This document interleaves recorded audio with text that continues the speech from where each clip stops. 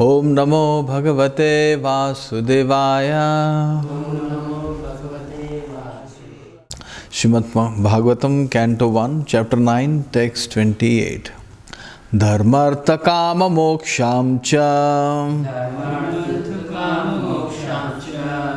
सहोपायान यथा मुने नानाख्यानेतिहासेषु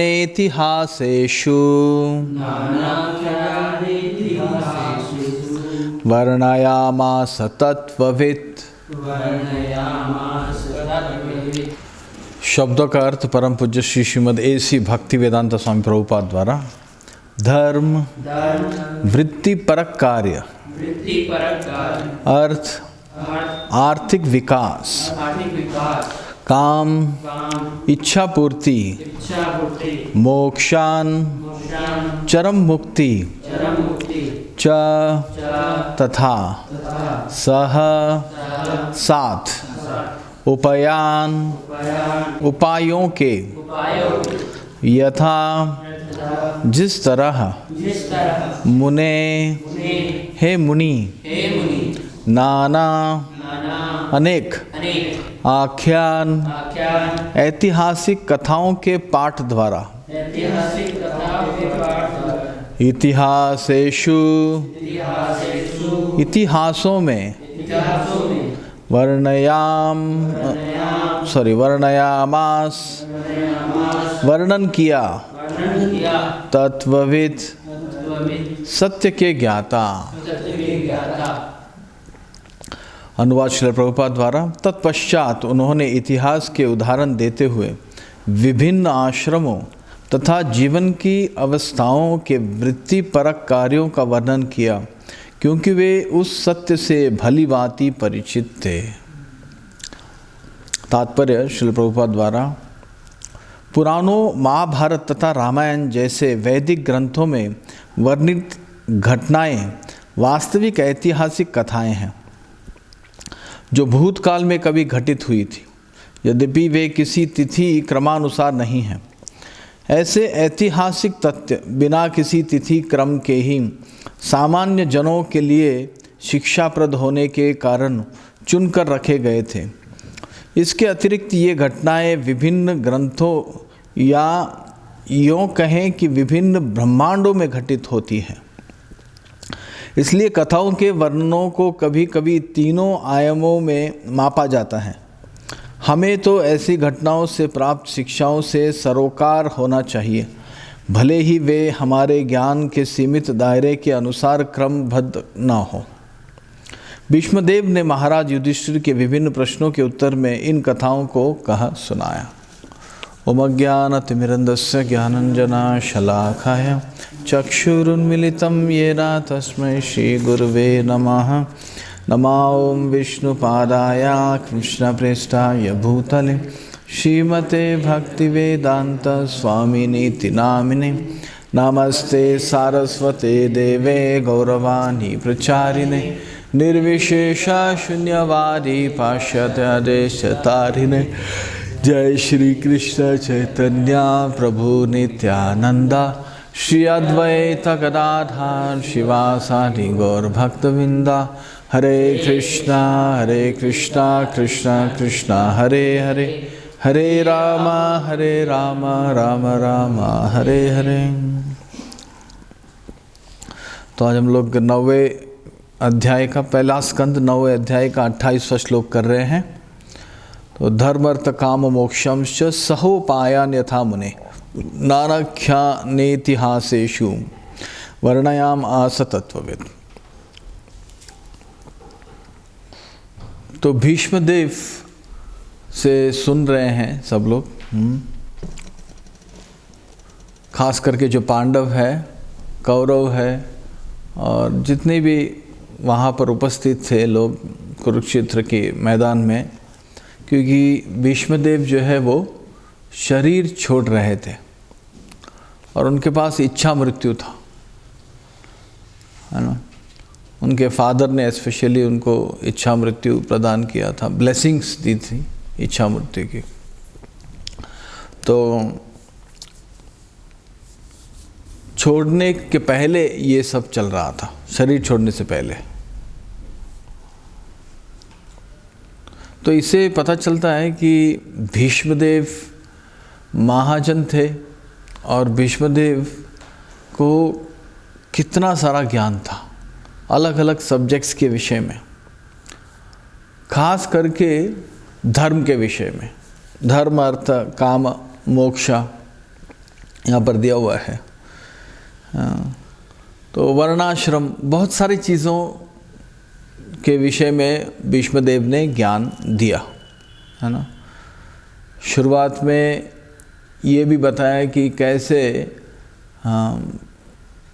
पांडवों के ऊपर जो कष्ट आए वो विधि का विधान है, और विधि का विधान काल चक्र से चलता है, और काल चक्र जो है वो भगवान के आदेश से चलता है। फिर भगवान का ग्लोरिफिकेशन भी किया भगवान कृष्ण का भीष्मदेव ने।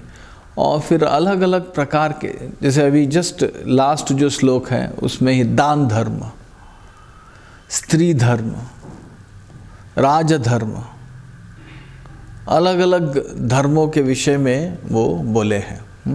वर्ण, हर एक वर्ण और आश्रम, 4 वर्ण 4 आश्रम, उनमें क्या क्या ड्यूटीज़ हैं, क्या क्या राइट्स हैं, सब कुछ सही सही एकदम बताया। तो सही सही बताया क्यों कह रहा हूँ मैं, क्योंकि यहाँ पर एक शब्द है तत्वविद। सूत गोस्वामी यहाँ पर कह रहे हैं वर्णायम आस तत्वविद। तो भीष्मदेव स्पेकुलेशन नहीं कर रहे थे, है ना, कि ऐसा हो सकता है, ये हो सकता है। उन्हें मालूम था, राइट। इधर दिया है इंग्लिश में, he was himself well acquainted with the truth. तो कोई स्पेकुलेशन नहीं था। तो किससे सुनना चाहिए? तत्वविद से सुनना चाहिए। या तो तत्वविद से सुनना चाहिए, या तो उनसे सुनना चाहिए जो तत्वविद से सुन रहे हैं। उसे फिर परंपरा कहते हैं, राइट। तो तत्वविद, certain knowledge, may be perhaps वाला नहीं, ऐसा हुआ होगा, थियरी नहीं है ये। There is no uncertainty in this knowledge. तो ऐसे व्यक्ति से सुनना जो सब कुछ सही सही जानता हो, तो ये बहुत बड़ा सौभाग्य है। तो ये सौभाग्य जो है सब उठा रहे थे, है ना, सब लोग। तो अभी जस्ट एंड होने वाला है। वे 1-2 श्लोक में जो है भीष्मदेव का ये जो वो है बहुत बड़ा जो क्लास है वो एंड होने वाला है ना। तो उसी के जस्ट अभी एंडिंग में ही यहाँ पर बताया जा रहा है कि उन्होंने धर्म अर्थ काम मोक्षंश्च, धर्म अर्थ काम मोक्ष के विषय में बताया। सह उपायन यथा का अर्थ दिया हुआ है कि धर्म अर्थ काम मोक्ष को कैसे पाना है ये भी बताया। पहले तो धर्म अर्थ काम मोक्ष के विषय में बताया, उसके बाद सह उपायन यानी कैसे धर्म अर्थ काम मोक्ष पाया जाए ये भी बताया। और उतना ही नहीं, साथ साथ में एग्जाम्पल्स दी है इतिहास से। इसलिए यहाँ पे दिया जा रहा है नाना आख्यानेति हासेषु, नाना आख्यान इतिहासेषु, यानी अलग अलग, नाना यानी अलग अलग आख्यान जो हिस्टोरिकल वो रिसाइटेशंस, अलग अलग स्टोरीज बताए इतिहासेषु, इतिहास से। तो इतिहास से बताने की आवश्यकता क्या थी? फेथ बढ़ाने के लिए। कभी अगर हमने कहा कि ऐसे करेंगे तो ऐसा मिलेगा, ऐसा करेंगे तो ऐसा मिलेगा, ये इसका पालन करेंगे, कहीं भी रूल्स बता रहे हैं, ये सब धर्म है ना, एक्चुअली डिफरेंट रूल्स। हाँ, तो एक्चुअली धर्म अर्थ काम और मोक्ष ये चारों में रूल्स है, चारों में धर्म है। यानी हम कह सकते हैं कि धर्म फिर अर्थ धर्म, फिर काम धर्म, मोक्ष धर्म, हर एक चारों में भी धर्म है। तो व्हाट डज धर्म मीन हियर? धर्म मीन्स रूल्स एंड रेगुलेशंस। हर एक में रूल्स एंड रेगुलेशंस है, इन चारों में। इन चारों के विषय में थोड़ा सा और हम लोग चर्चा करेंगे, लेकिन उससे पहले राइट, तो इतिहास इशू, क्यों इतिहास इशू? क्योंकि राइट ऐसे ही जस्ट बताएंगे तो फेथ नहीं आता है। किस चीज़ का फेथ नहीं आता है? कि ये हमसे हो सकता है कि नहीं हो सकता। बता तो दिया इन्होंने, किसी ने पहले किया है क्या? तो है ना, कभी कभी लोग पूछते हैं हमसे कि आप लोग कहते हैं कि भगवत धाम, कोई है क्या जो गए हैं भगवत धाम? ऐसे पूछते हैं। किसी ने देखा है क्या भगवत धाम? वैकुंठ गोलोक आप लोग बोल रहे हैं, किसी ने देखा है क्या? तो एक्चुअली भागवत पुराण में दिया हुआ है, ध्रुव महाराज वैकुंठ चले गए, प्लेन आया उनके लिए। दूसरों का भी दिया हुआ है, भागवत महात्म्य में दिया हुआ है, कैसे गोकर्ण का जो भाई दुंदुकारी, उसके लिए प्लेन आया गोलोक से। तो ऐसे नरेशन से क्या हो जाता है, जब हमें पता चलता है कि वो गए हैं तो मैं भी जा सकता हूँ।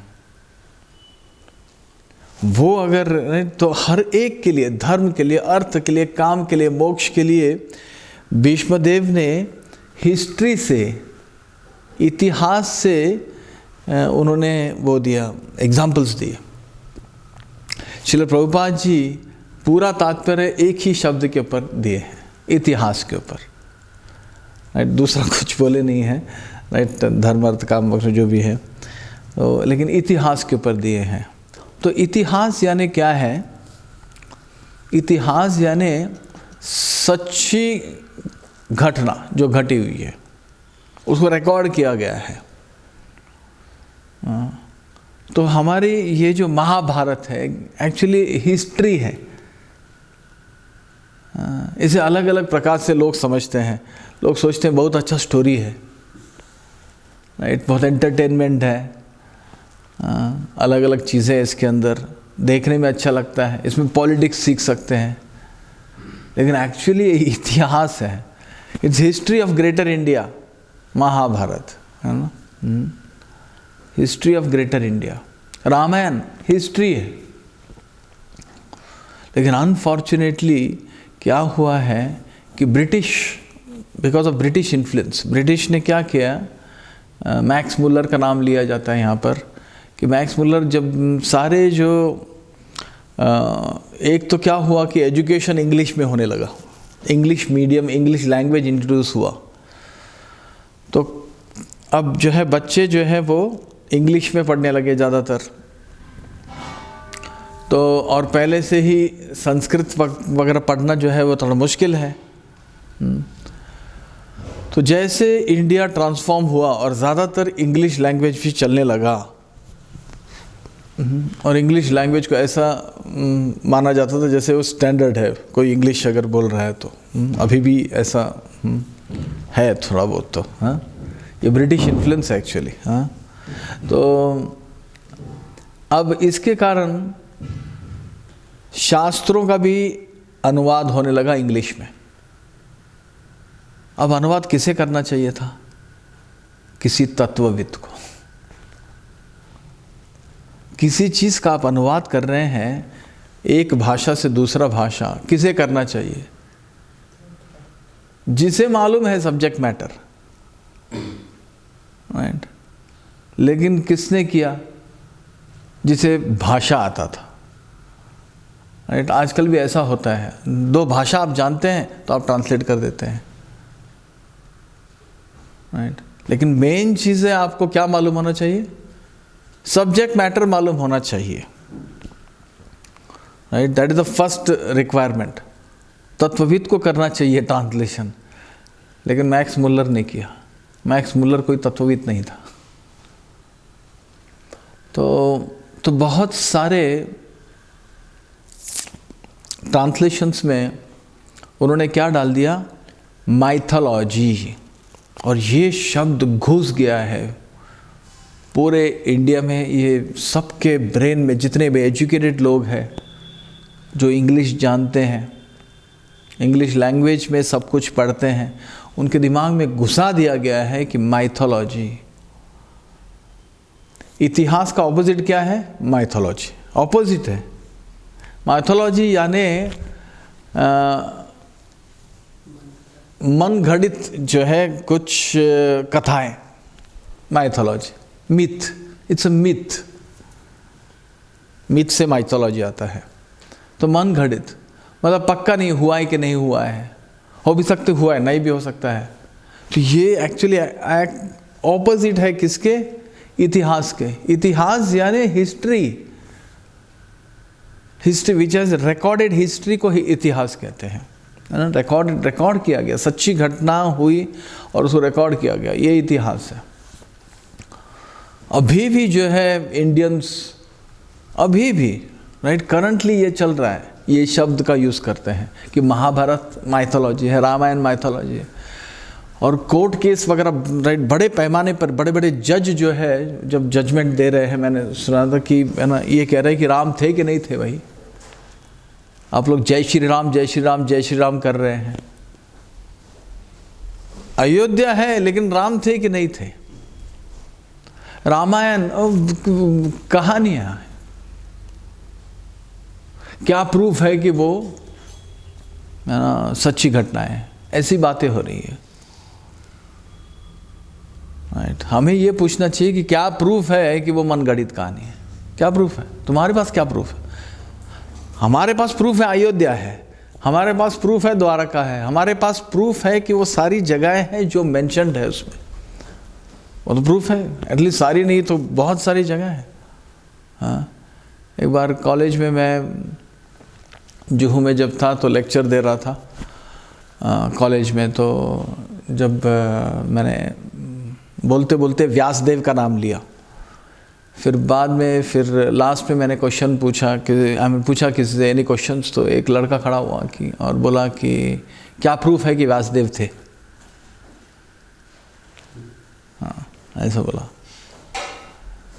और सारा क्लास जो था उनको ऐसा लगा कि अब जो है स्वामी जी क्या करेंगे, फंस गए। हाँ, क्या प्रूफ है भाई व्यासदेव से? हाँ, तो मैंने फिर उससे पूछा शिवाजी थे? तो बोलता हाँ सर। और व्यासदेव नहीं थे? कहता नहीं सर। मतलब क्यों? तो व्यासदेव को किसी ने देखा है? किसी ने क्लास में देखा है? उसने पूछा किसी ने क्लास में देखा व्यासदेव को? अच्छा ठीक है, आपके पिता ने देखा, आपके ग्रैंडफादर ने देखा है, किसी ने देखा व्यासदेव को? ना बोले सब लोग, पूरी क्लास ना बोली, उसके साथ थे। फिर मैंने भी यही पूछा, मैंने कहा किसी ने शिवाजी को देखा? कोई है इधर? हो सकता आपके पिताजी ने देखा हो, ग्रैंडफादर, किसी ने देखा? चुप थे सब लोग।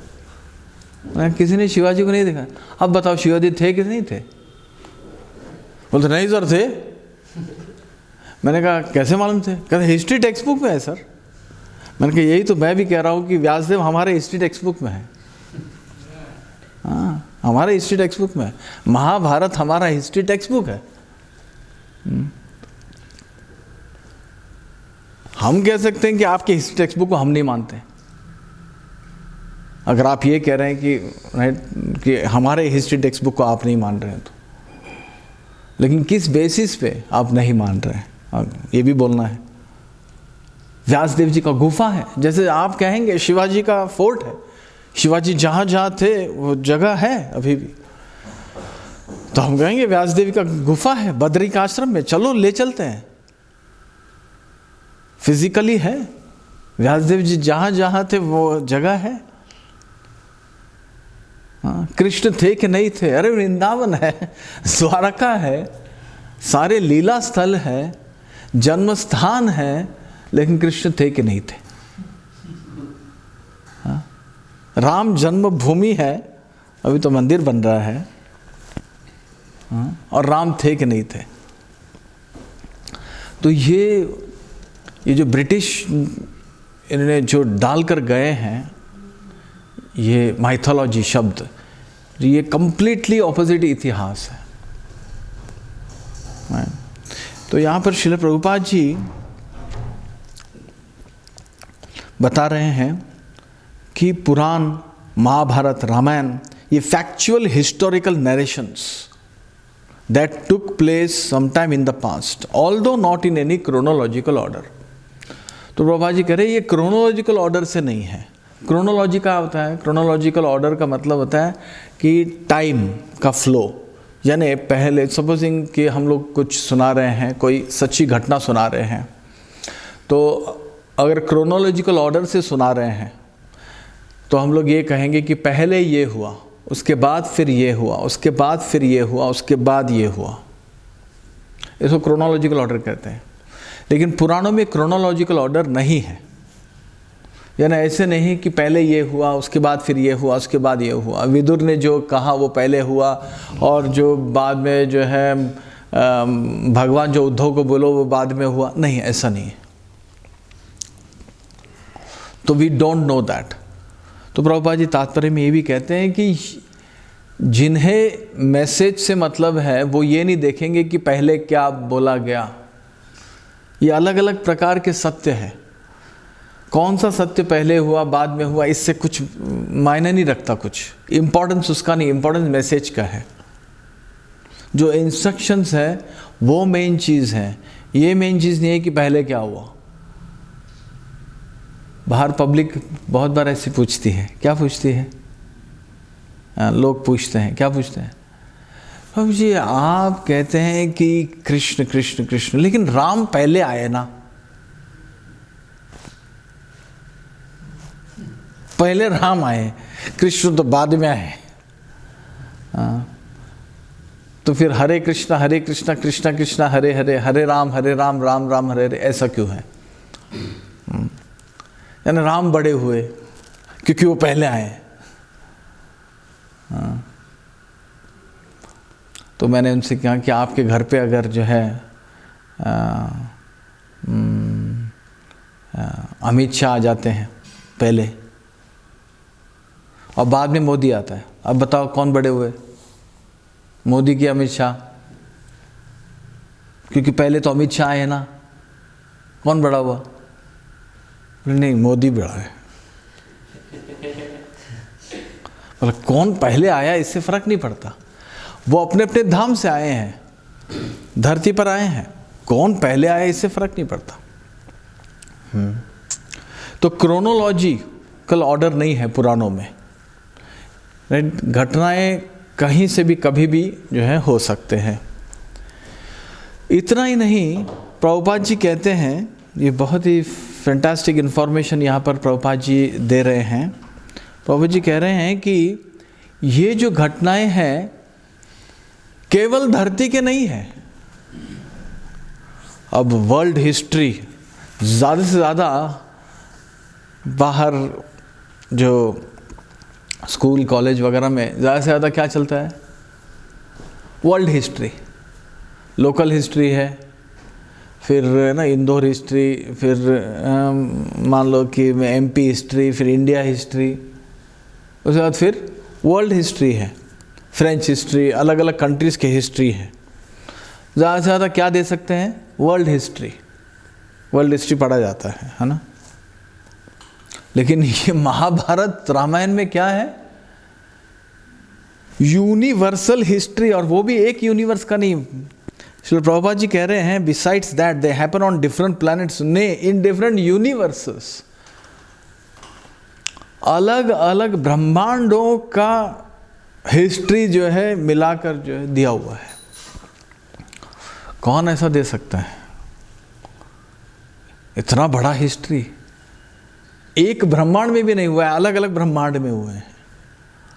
राइट। पहली बात तो ये ज्ञान होना कि अलग अलग ब्रह्मांड है, यही बहुत बड़ी बात है। राइट।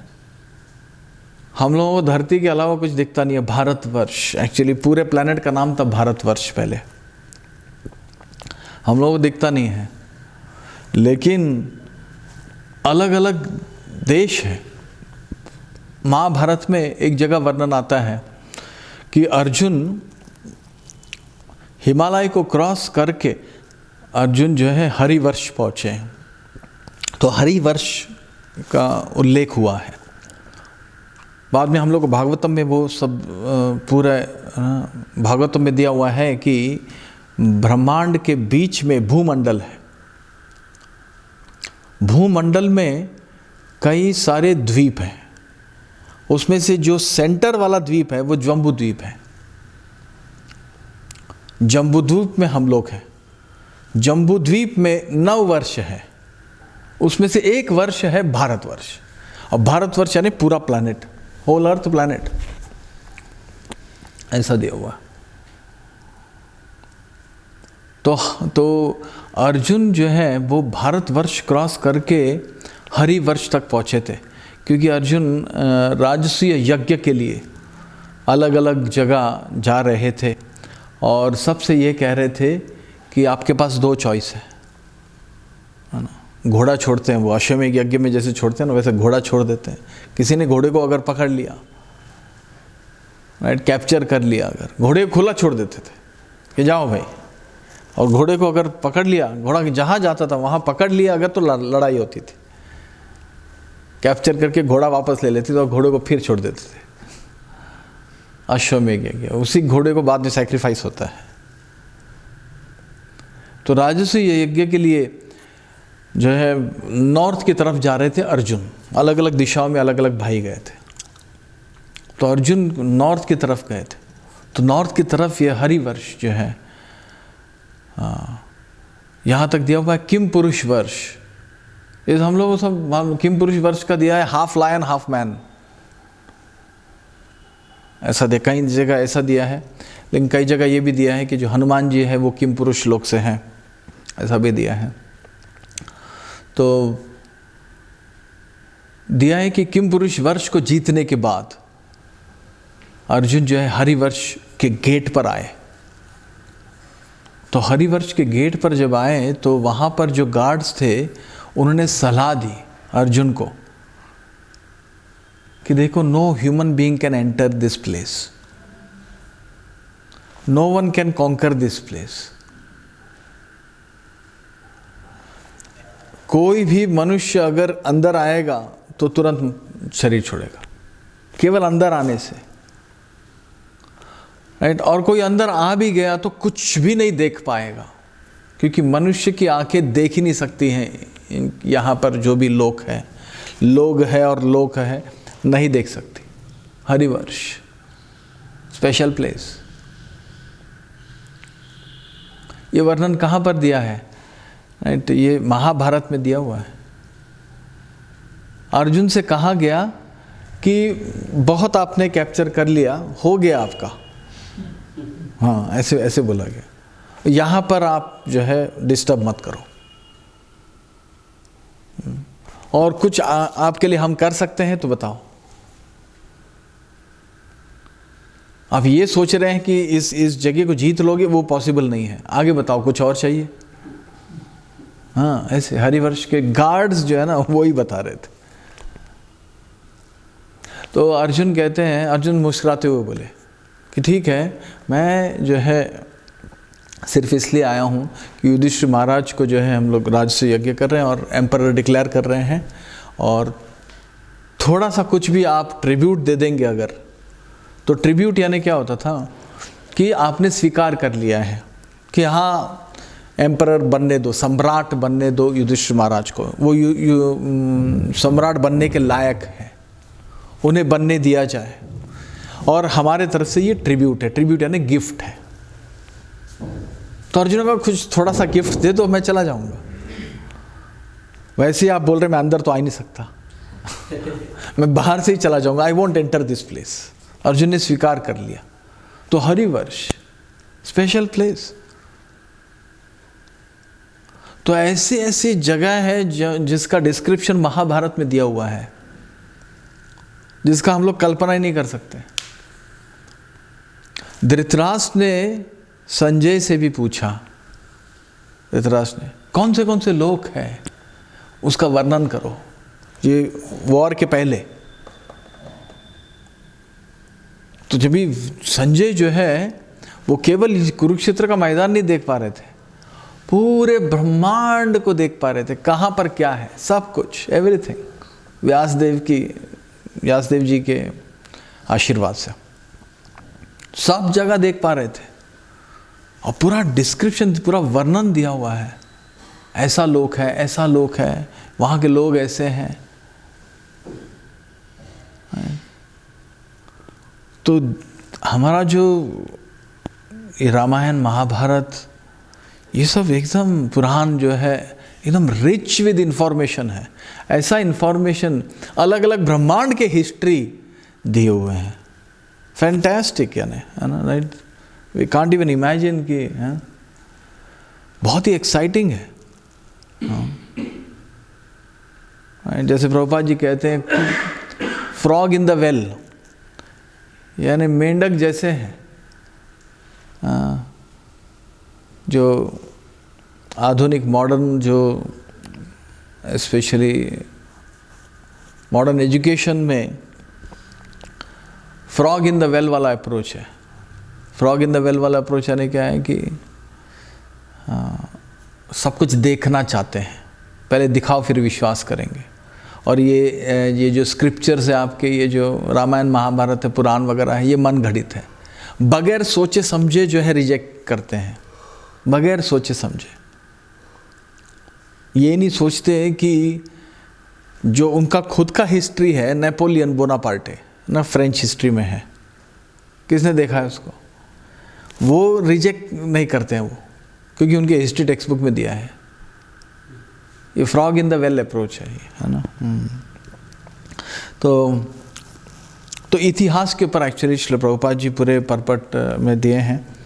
थोड़ा सा मैं ट्रांसलेशन के विषय में थोड़ा सा बताऊंगा, धर्म अर्थ काम मोक्ष के विषय में थोड़ा सा बताऊंगा। तो ये चार जो है ये पुरुषार्थ है। पुरुष यानी व्यक्ति, मैन, और अर्थ यानी गोल, एम, बेनिफिट्स, राइट, ये अर्थ होता है। सो पुरुषार्थ, चतुर पुरुषार्थ। तो चतुर पुरुषार्थ है ना, चार जो है गोल होने चाहिए लाइफ के। तो ये दिया हुआ है, जितने भी धर्मशास्त्र वगैरह है उसमें सब दिया हुआ है कि चार पुरुषार्थ है, यानी एक डायरेक्शन दिया हुआ है कि आर्ट ऑफ लिविंग कैसे होना चाहिए। बहुत राइट बातें हो रही है आर्ट ऑफ लिविंग में के विषय में, लेकिन आर्ट ऑफ लिविंग कैसे होना चाहिए, एक साधारण जो व्यक्ति है उसको how he should lead his life. तो this is how he should lead his life. Dharma, first dharma, first artha नहीं। सो धर्म यानी क्या है, religiosity, righteousness, principle based life, rule based life, जो सही सही रूल्स है उसको पालन करना, क्या क्या रूल्स है उसे जानना पहले, ये धर्म में आता है। स्त्री धर्म, दान धर्म, ये सारे धर्म, राइट। फिर अर्थ है, धर्म ना जानते हुए कोई अर्थ कमाएगा अगर, तो वो गलत तरीके से कमाएगा, जो आज हो रहा है। धर्म, अर्थ, काम, इन तीनों में धर्म को श्रेष्ठ बताया गया है। विदाउट धर्म, अर्थ और काम अगर है तो that will lead to chaos in society, जो हो रहा है आज, इट इज हैपनिंग टुडे।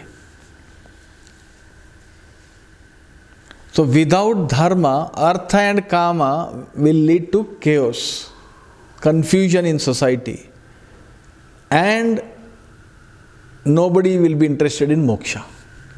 मोक्ष में कोई इंटरेस्टेड नहीं रहेगा, क्योंकि धर्म का ट्रेनिंग नहीं है। पहले गुरुकुल में धर्म का ट्रेनिंग होता था कि क्या धर्म है, क्या सही चीज़ है, what is a moral science.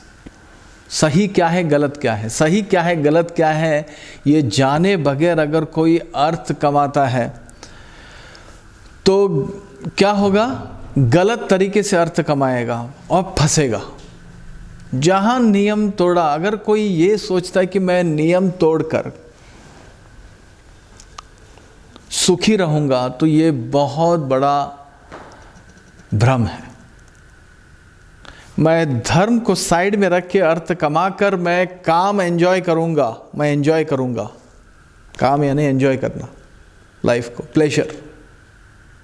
अर्थ यानी profit, profit and pleasure. Religion profit, pleasure, liberation. Moksha यानी liberation. So I will earn profit, मैं प्रॉफिट कमाऊंगा, and I will enjoy pleasure, है ना, कामा। ये बहुत बड़ा भ्रम है, क्योंकि things are beyond our control. Rules and regulations हम लोग नहीं बनाते हैं, और जिन्होंने रूल्स एंड रेगुलेशंस बनाए हैं उनके पास ताकत भी है मॉनिटर करने का और पनिश करने का। जैसे गवर्नमेंट है, गवर्नमेंट रूल्स बनाती है, तो गवर्नमेंट के पास ताकत है क्या करने का, रूल इम्पोज करने का। आपने रूल तोड़ा अगर, तो गवर्नमेंट आपको सुखी नहीं रहने देगी, आपको तकलीफ में डालेगी। उसी तरह से सुप्रीम गवर्नमेंट है, उन्होंने ये धर्म अर्थ काम मोक्ष ये बनाए हैं। तो ये लाइन से है। किसी के पास राइट अगर अर्थ नहीं है तो एंजॉय करने का नहीं सोचना चाहिए। किसी के पास लक्ष्मी नहीं है तो one should not think about pleasure, should not think. जितना अर्थ उतना काम। अभी ऐसा नहीं हो रहा है, मेरे पास थोड़ा अर्थ है लेकिन मैं गलत तरीके से कमाकर जो है एंजॉय करूंगा। एंजॉय करने का गोल जो है वो छोड़ नहीं रहे हैं। छोड़ देना चाहिए अगर अर्थ नहीं है तो। If you don't have wealth then don't enjoy. But लेकिन ये नहीं हो रहा है, और मैं किसी भी तरह से कमाऊंगा, नहीं है तो क्या हुआ, then crime and then right. So therefore धर्म अर्थ काम एंड मोक्ष। और अगर धर्म से सब कुछ किया है तो लास्ट में थक जाएंगे प्लेजर से, और फिर मोक्ष के विषय में पूछेंगे।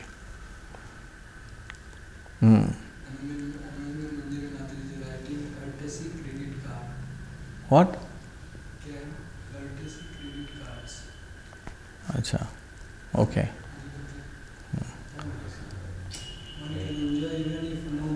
हाँ, अच्छा, कर्टेसी ऑफ क्रेडिट कार्ड। अच्छा, कर्टेसी ऑफ क्रेडिट कार्ड। आनंद माता जी कह रहे हैं कि कर्टेसी ऑफ क्रेडिट कार्ड। तो क्रेडिट कार्ड कॉन्सेप्ट भी ये है, अर्थ नहीं है लेकिन काम को जोर दिया जा रहा है कि एंजॉय, अभी एंजॉय करो, बाद में पे करो। ये गलत है। क्रेडिट कार्ड गलत कॉन्सेप्ट है, धर्म के विरुद्ध है क्रेडिट कार्ड। हाँ, बैंक वाले सुनेंगे तो सुनने दो। गलत कॉन्सेप्ट है, सब लोग जानते हैं इस चीज को। आपके पास पैसा नहीं है, इमरजेंसी अलग बात है, right, emergency is different thing. लेकिन somebody is enjoying on the basis of credit card. जब शॉपिंग करने जाते हैं तो क्रेडिट कार्ड का साइकोलॉजी क्या है कि अभी पैसे नहीं भरने, यानी भरने ही नहीं है, यानी मुझे जो है मुफ्त में मिल रहा है, लेकिन मुफ्त में नहीं मिल रहा है, राइट, आपको बाद में देना है। आपके साइकोलॉजी के साथ खेला जा रहा है। So no artha no kama and no dharma no artha and kama, right, and no dharma no moksha. Moksha का जो इच्छा आएगा ही नहीं, राइट। और श्री चैतन्य महाप्रभु का स्पेशल कंट्रीब्यूशन यहाँ पर, भगवान आकर बोले कि 4 पुरुषार्थ के अलावा पंचम पुरुषार्थ जो है वो है प्रेम, प्रेमापुमर्थो महान, मोक्ष से भी ऊपर, वर्णाश्रम से भी ऊपर, क्योंकि धर्म अर्थ काम मोक्ष जो है वर्णाश्रम में आता है, तो वर्णान से भी बढ़कर। हाँ, एहो भाई, रामानंद राय से चैतन्य महाप्रभु कहते हैं, चैतन्य महाप्रभु कहते हैं कि इससे बढ़कर क्या है, इससे बढ़कर क्या है, ऐसे कन्वर्सेशन है रामानंद राय के साथ। तो रामानंद राय एक पॉइंट ऑफ टाइम पे कहते हैं वर्णाश्रम का पालन करना चाहिए, तो चैतन्य महाप्रभु कहते हैं ओके ठीक है, बट एहो भाई ये एक्सटर्नल चीज़ है, और क्या है, इसके आगे क्या है। तो उसके पहले इससे कोई ऐसा पूछा नहीं है कि इसके आगे क्या है। ऑफ कोर्स भक्ति हैज एग्जिस्टेड ऑलवेज, लेकिन ये डिस्कशन नहीं होता था। वर्णाश्रम पर जाकर वहाँ पे स्टॉप होता था, लेकिन चैतन्य महाप्रभु एहो भाई चलो आगे बढ़ो इसके। जब तक कि श्री राधा कृष्ण के प्रेम तक नहीं आए तब तक चैतन्य महाप्रभु डिडंट स्टॉप, चला आगे आगे आगे आगे। सो प्रेमा पुमर्थो महान, ये स्पेशल चीज़ जो है चैतन्य महाप्रभु आकर दिए। तो ये पुरुषार्थ जो है सबसे बड़ा पुरुषार्थ है, प्रेम, धर्म अर्थ काम मोक्ष से भी बढ़कर। और यही चीज़ भागवतम भी कह रहा है, धर्मा प्रोजिता कैतवत्रो परमो निर्मत्सरा नाम सतम।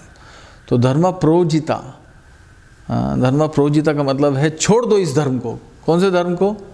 कैतवा, इट इज़ चीटिंग रिलीजन। कौन सा धर्म? ये धर्म अर्थ काम मोक्ष वाला धर्म। क्यों ऐसे कहा जा रहा है?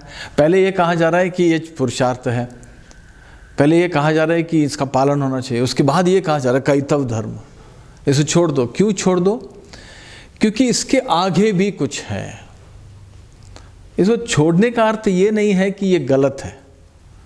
चीटिंग रिलीजन क्यों कहा गया है? कि इससे ही आप श्रेष्ठ समझ रहे हो, इसलिए चीटिंग रिलीजन। राइट? कोई भक्त है तो उसका मतलब ये नहीं है कि सारे दूसरे धर्मों को तोड़ दो, ऐसा नहीं है। जो भक्त है वो सारे धर्मों को का पालन करता है। राइट? भक्त यानी परफेक्ट हस्बैंड है, भक्त यानी परफेक्ट फादर है, भक्त यानी परफेक्ट पेरेंट है, परफेक्ट एवरीथिंग है भक्त। हाँ, जितने भी दूसरे धर्म है उसका पालन भी करते हैं।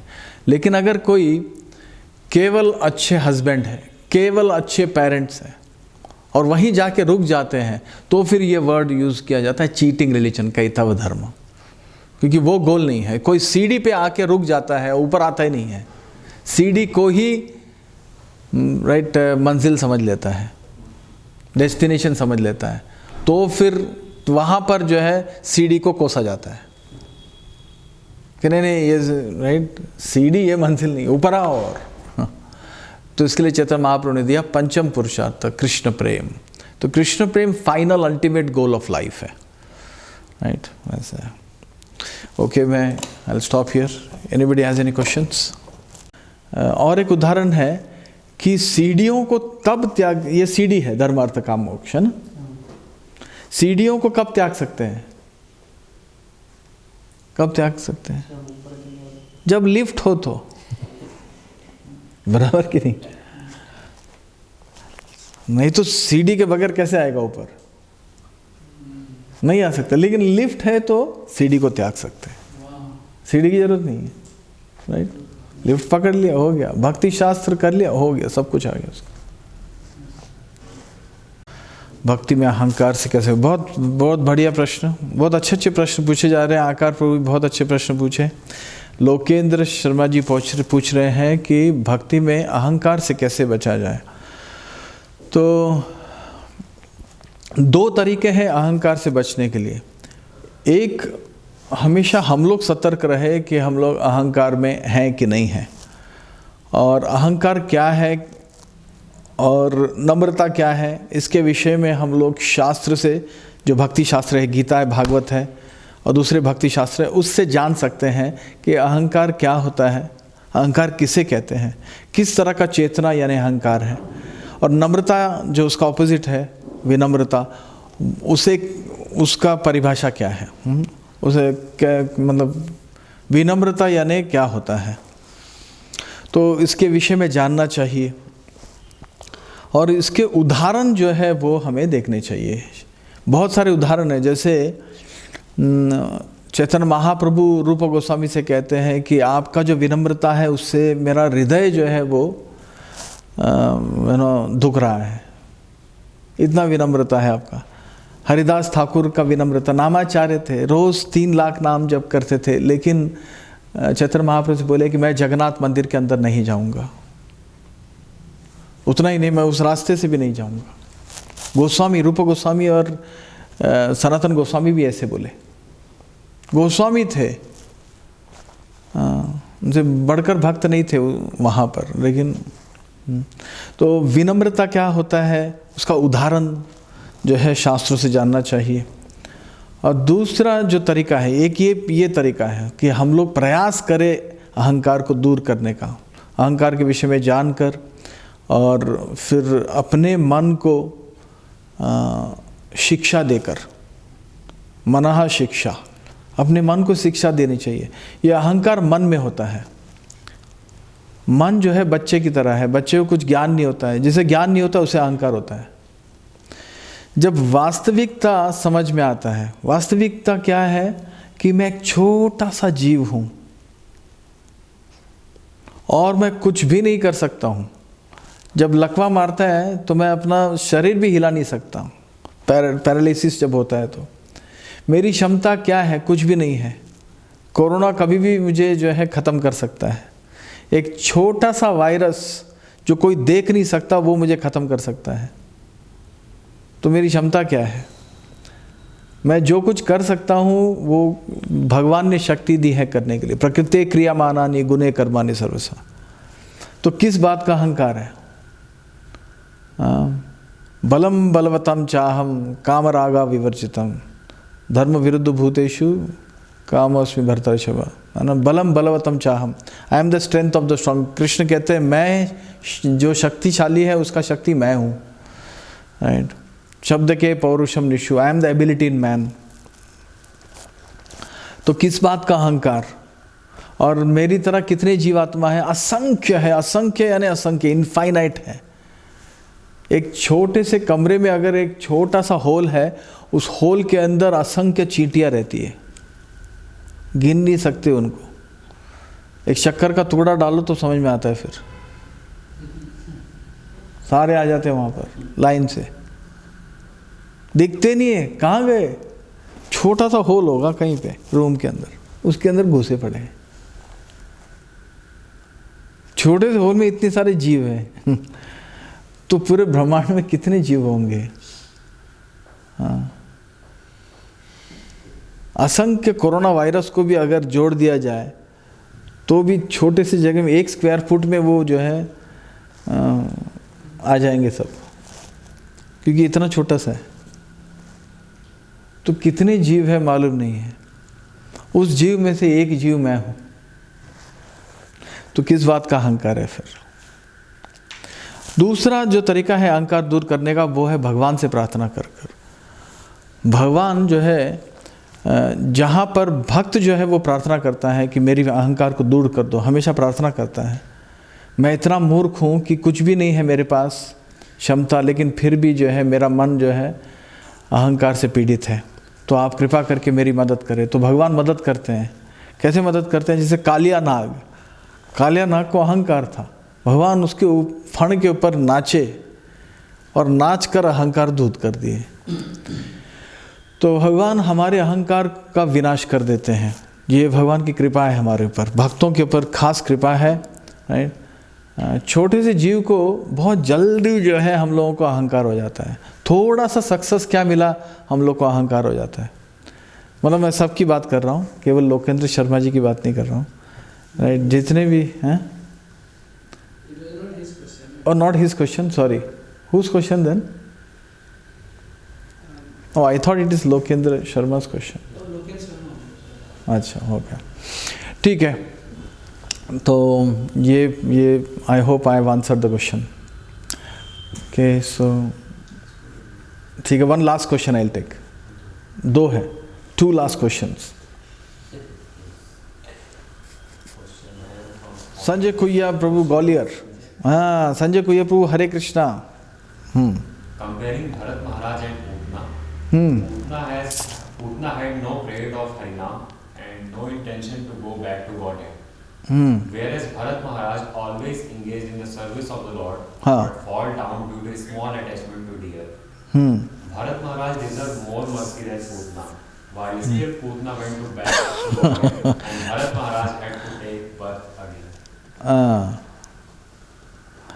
या तो संजय कुइया जी का प्रश्न है कि भरत महाराज जो है एडवांस डिवोटी थे, राइट, और जो पूतना थी वो तो राक्षसी थी, पूतना भगवत धाम चली गई, राइट, और भरत महाराज को फिर से जन्म लेना पड़ा। तो ऐसा क्यों? ऐसा लग रहा है जैसे अन्याय है ये। तो अन्याय नहीं है, अलग अलग भक्तों के द्वारा भगवान अलग अलग चीज़ें सिखाते हैं हम लोगों को। भरत महाराज के द्वारा बहुत बड़ा सीख है। भरत महाराज भागवतम में है, हमारा नाम तो नहीं है भागवतम में, भरत महाराज का नाम भागवतम में है, वो भी 3-3, 4-4 अध्याय हैं। भरत महाराज, फिर उसके बाद फिर हिरण, उसके बाद फिर जड़ भरत, पूरा जो है स्टोरी। और ये सुखदेव गोस्वामी के मुख से बाहर आ रहा है, व्यासदेव जी इसको सुना रहे हैं, व्यासदेव जी भरत महाराज का नाम ले, कितना महान है मतलब भरत महाराज। तो भरत महाराज के थ्रू, उनके द्वारा बहुत बड़ी सीख हमें दी जा रही है। तो भगवान कभी कभी शुद्ध भक्तों के द्वारा हमें सीख देने के लिए कुछ चीज़ें करते हैं। तो भरत महाराज का भी ये जो एपिसोड है, भरत महाराज का फॉल डाउन हमारे लिए हुआ है ताकि हम लोग कुछ सीख सके उसमें से। पहली बात तो ये है, ऐसा ही समझना चाहिए। एंड प्रभुपाद जी लॉर्ड ब्रह्मा के विषय में भी ऐसा ही कहते हैं कि राइट, ब्रह्मा जी का राइट बताया गया है भागवत में कि पुत्री के पीछे दौड़े, वो केवल हमारे लिए है, उनमें दोष देखना नहीं है। महान भक्तों में तेजियासाम न दोषाम, जो महान पर्सनालिटी थे उनमें हम लोगों को दोष नहीं देखना है। तो भरत महाराज का फॉल डाउन राइट हमारे लिए हुआ है ताकि हम लोग कुछ सीख सकें। दूसरी बात यह है कि पूतना को डायरेक्ट एसोसिएशन मिला भगवान कृष्ण का, राइट, भरत महाराज को डायरेक्ट एसोसिएशन नहीं मिला कृष्ण का, राइट। पूतना भी एडवांस थी, ऐसे नहीं कि एडवांस नहीं थी। प्रहलाद महाराज की सिस्टर, बलि महाराज की सिस्टर थी पूतना। बलि महाराज की सिस्टर, जब महाजन की सिस्टर, पहली बात तो है ना, तो बलि महाराज की सिस्टर जो है, जब वामन देव आए थे तो वामन देव के लिए एकदम उनके हृदय में प्रेम उत्पन्न हुआ, इतना प्रेम उत्पन्न हुआ कि भगवान ने नोट किया उस चीज़ को। और वो सोच रही थी उस टाइम पर कि ये वामन देव अगर मेरा पुत्र होता तो। वात्सल्य भाव उत्पन्न हुआ बलि महाराज के सिस्टर में, राइट, प्योर वात्सल्य भाव, उस चीज़ को जो है नोट किया भगवान ने। तो वो एडवांसमेंट है। तो एडवांस डिवोटी थी वो प्रहलाद बलि महाराज की सिस्टर। लेकिन जैसे ही वामन देव ने सब कुछ ले लिया, तब जो है अब भाई के लिए थोड़ा प्रेम होता है हाँ, तो तभी जो है थोड़ी सी ये भावना आ गई कि ओ इन्होंने सब कुछ ले लिया मेरे भैया का, इन्हें तो मार देना चाहिए।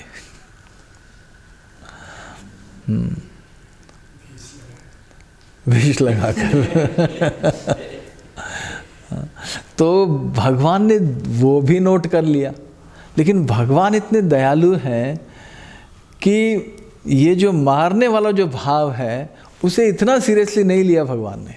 इच्छा पूरा किया कि ठीक है मारना है, अगले जन्म में तुम प्रयास करो, चलो मैं चांस देता हूँ तुम्हें, है ना। ये यथा माम प्रपद्यन्ते ताम तथैव भजाम्यहम्। लेकिन भगवान ने मेन चीज़ क्या रखा? मेन चीज़ ये कि वो वात्सल्य प्रेम है इन्हें, और इस प्रेम का रेसिप्रोकेशन क्या है? भगवान क्या रेसिप्रोकेट किए कि वो आपको मेरा वात्सल्य भाव उमड़ रहा है मेरे लिए, ठीक है, मैं तुम आपको जो है माँ का दर्जा जो है दे दूंगा। तो इसलिए पूतना के दिमाग में ये आया कि विष लगाकर जो है दूध पिला दूंगी। भगवान ने वो भी जो है अक्कल किसने दिया है? भगवान ने दिया। एक तरीके से जो है वो जो वात्सल्य भाव है, राइट, उसका फैसिलिटी है दूध पिलाने वाला, है ना, वैसे। तो ये भगवान का अरेंजमेंट है। तो दोनों पूतना और भरत महाराज से भगवान अलग अलग चीज़ें सिखाना चाहते हैं। दोनों एडवांस थे, ऐसे नहीं कि पूतना एडवांस नहीं थी, दोनों एडवांस थे। ओके, थैंक यू कुय्या Prabhu for your question. So we'd like to stop here for today. ग्रंथराज श्रीमद् भागवतम की जय, श्रील प्रभुपाद की जय, ताय गौर प्रेमानंदे, हरि हरि बोल।